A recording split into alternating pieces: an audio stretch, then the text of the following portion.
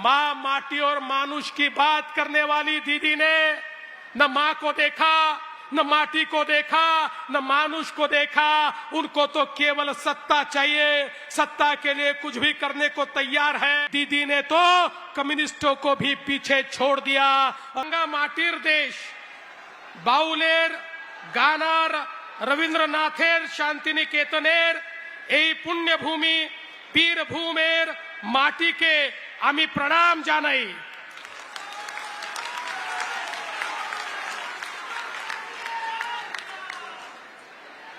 वीर राजाओं की वीर भूमि पर मैं खड़ा हूं, जहां तारापीठ में मां तारा की आध्यात्मिक शक्ति है, वहीं रविंद्रनाथ टैगोर जी की बौद्धिक गहराई भी इसी भूमि में हमको दिखाई पड़ती है। हमारे टेराकोटा के मंदिरों की गूंज इसी भूमि में सुनाई देती है। इसलिए पश्चिमी तट से महाराष्ट्र की भूमि से पूर्वी तट के बंगाल में इस वीर भूमि को मैं प्रणाम करता हूं, नमन करता हूं, नमस्कार करता हूं। ये रविंद्रनाथ टैगोर जी की भूमि है, ये सुभाष चंद्र बोस जी की भूमि है, ये बंकिम चंद्र चट्टोपाध्याय जी की भूमि है। ये वही भूमि है जहां पर पहली बार वंदे मातरम की गूंज हमको सुनने को मिली थी। बोलिए वंदे वंदे वंदे। वंदे मातरम की गूंज इसी भूमि से हमने सुनी थी। और मुझे बहुत खुशी है 1920 में हमारे वंदे मातरम को काट दिया गया था। उस समय की कांग्रेस ने उसको आधा कर दिया था, लेकिन अब जब वंदे मातरम के 150 साल पूरे हो रहे हैं, तो देश के प्रधानमंत्री मोदी जी ने एक नया आदेश निकाला। अब आधा वंदे मातरम नहीं, पूरा वंदे मातरम गाया जाएगा। हम सब लोग मिलकर पूरा वंदे मातरम गाएंगे। और मुझे बोलते हुए दादा खुशी होती है, मेरा विधानसभा का अधिवेशन चल रहा है।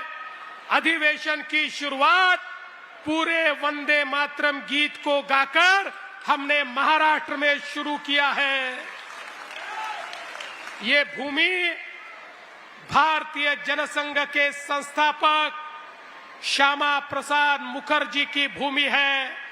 ये बंगाल का आवाज, श्यामा प्रसाद मुखर्जी का आवाज, जो कश्मीर में जाकर कश्मीर में 2 प्रधान 2 विधान 2 निशान नहीं चलेंगे करके अपना बलिदान देने वाले पहले नेता हमारे भारतीय जनता पार्टी के संस्थापक हमारे श्यामा प्रसाद मुखर्जी, उनकी इस भूमि को मैं आज नमन करने के लिए आया हूं। महाराष्ट्र और बंगाल, ये दोनों का बड़ा रिश्ता है। ये दोनों महानायकों की भूमि है। भारत की स्वतंत्रता के आंदोलन में हम सब ने देखा जिस प्रकार से महाराष्ट्र और बंगाल ने अलग अलग प्रकार से क्रांति की लहरें हमारे देश में चलाई। हम जानते हैं 1857 में मुंबई हो या कोलकाता, सभी जगह पर जिस प्रकार से क्रांति हमने देखी, और साथ साथ कहीं खुदीराम जी बोस थे तो कहीं वीर सावरकर थे, जिनके माध्यम से ये क्रांति की ज्योति ऐसी ही चलती रही। एक समय ऐसा था, ये बंगाल और महाराष्ट्र, कोलकाता और मुंबई, ये दोनों भारत की आर्थिक राजधानी माने जाते थे। अंग्रेजों ने भी बंगाल के महत्व को समझा था, कलकत्ता के महत्व को समझा था। वो जानते थे भारत में अगर आर्थिक संपन्नता उनको लानी है तो बंगाल पर राज करना होगा। इसलिए भारत की पहली आर्थिक राजधानी मुंबई नहीं थी, भारत की पहली आर्थिक राजधानी कोलकाता बनी। कोलकाता, महाराष्ट्र और बंगाल ने साथ में शुरुआत की। लेकिन दादा, बड़ा दुख होता है जब बंगाल की ओर मैं देखता हूं। अब भारत की आर्थिक राजधानी कोलकाता नहीं बची, भारत की आर्थिक राजधानी ये मुंबई हो गई। लेकिन बंगाल की हालत दिन ब दिन ऐसी खराब हो गई कि हम देख रहे हैं यहां पर जिस प्रकार से ममता दीदी वोट बैंक की राजनीति कर रही है। आज बंगाल में उद्योग समाप्त हो रहे, उद्योग बंद हो रहे। पिछले 5 वर्षों में बंगाल के अंदर 37 लिस्टेड कंपनीज ने अपने उद्योग बंद कर दिए और 7,000 से ज्यादा उद्योग बंगाल छोड़कर चले गए, क्योंकि वो ये कहते हैं ममता दीदी के बंगाल में हम उद्योग नहीं लगा सकते, यहां पर इंडस्ट्री नहीं चल सकती, यहां बिजनेस नहीं चल सकता। जिस प्रकार की राजनीति ममता दीदी ने शुरू की, आज बंगाल में बेरोजगारी और बेकारी बढ़ रही है। पूरे देश के अंदर मोदी जी के नेतृत्व में देश आगे बढ़ रहा है।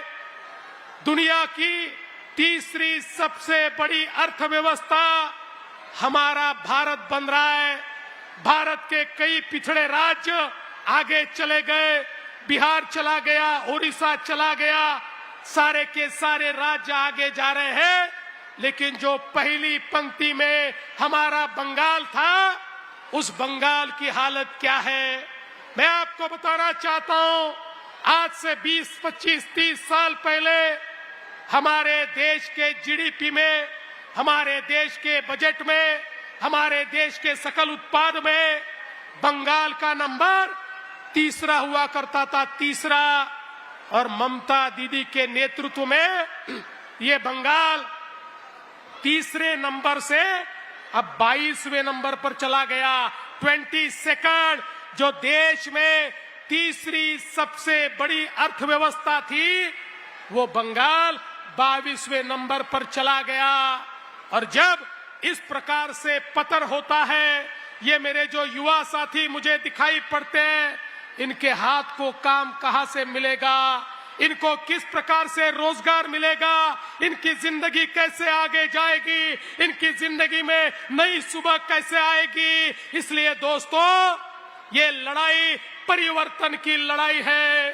ये लड़ाई केवल किसी को मुख्यमंत्री बनाने की लड़ाई नहीं है, बंगाल के जन जन के जीवन में परिवर्तन लाने के लिए हम सब लोग एकत्रित आए हैं।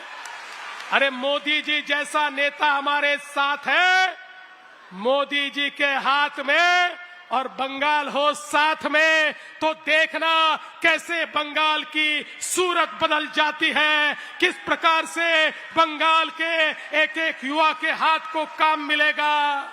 आज देखिए अलग अलग राज्यों में किस प्रकार से किसानों को सिंचाई की सुविधा मिलती है, इरिगेशन मिलता है, किस प्रकार से इरिगेशन टैंक तैयार होते हैं। लेकिन हमारे बंगाल में सिंचाई की व्यवस्था नहीं है, हमारे बंगाल में उसके ऊपर पैसा खर्चा नहीं होता, हमारे बंगाल में किसानों की तरफ देखने को ममता दीदी को कोई समय नहीं है। अरे ममता दीदी तो केवल तुष्टीकरण की राजनीति पर तुली हुई है। ममता दीदी को लगता है बंगाल की प्रकृति को बदल देंगे, बंगाल में डेमोग्राफी को बदल देंगे और डेमोग्राफी को बदल के इस बंगाल में वो राज करना चाहती है।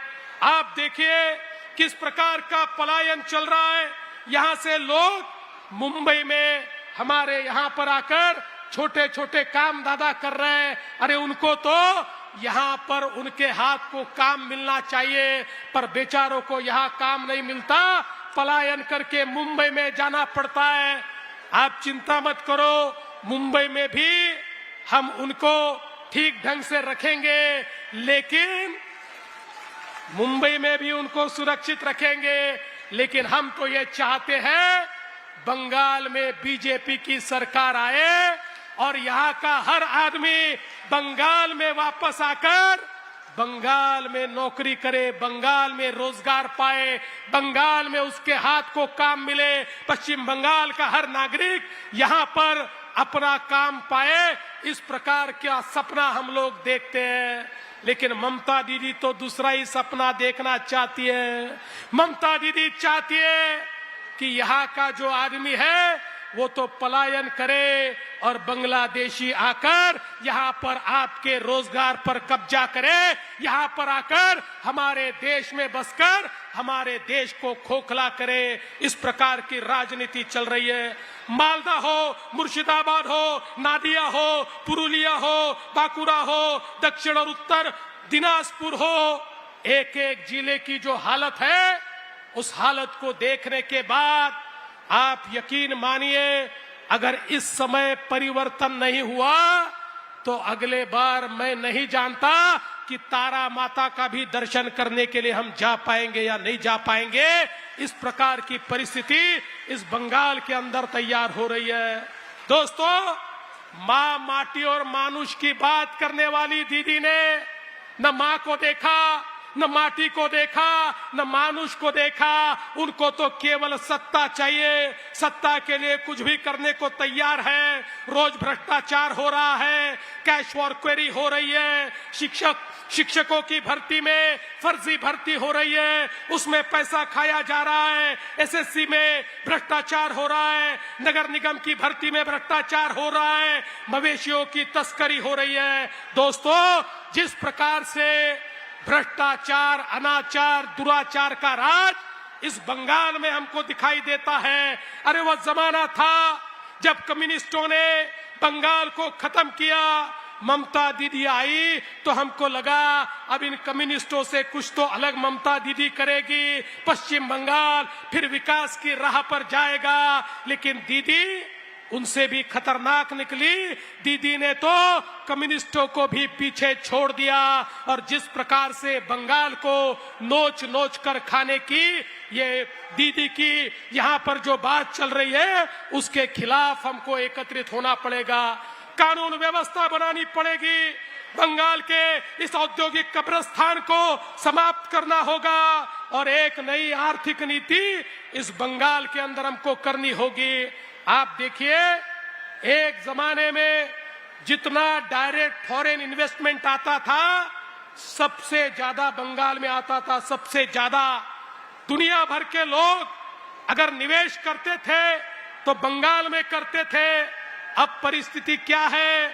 देश में जितना फॉरेन डायरेक्ट इन्वेस्टमेंट आता है उसमें 37% महाराष्ट्र में आता है और बंगाल में कितना आता है मालूम है? 0.6%, आधा प्रतिशत, केवल आधा प्रतिशत। यानी बंगाल को उद्योगों का कब्रिस्तान बनाने का ये काम जो यहाँ पर हो रहा है, इसके खिलाफ ये लड़ाई हमको लड़नी पड़ेगी। इसलिए दोस्तों, मोदी जी की सरकार ने जो योजनाएं तैयार की, ममता दीदी आप तक वो योजनाएं पहुंचने नहीं देती। अरे मोदी जी ने हर आदमी को 5 लाख तक का इलाज मुफ्त में दिया, दीदी ने उसको भी अटका दिया। ভালো ভালো খবর দেখতে সাবস্ক্রাইব করুন বাংলা হান্টের ইউটিউব চ্যানেল। বাংলা হান্টের আরো খবর দেখতে নজর রাখুন। বাংলা খবর মানেই বাংলা হান্ট।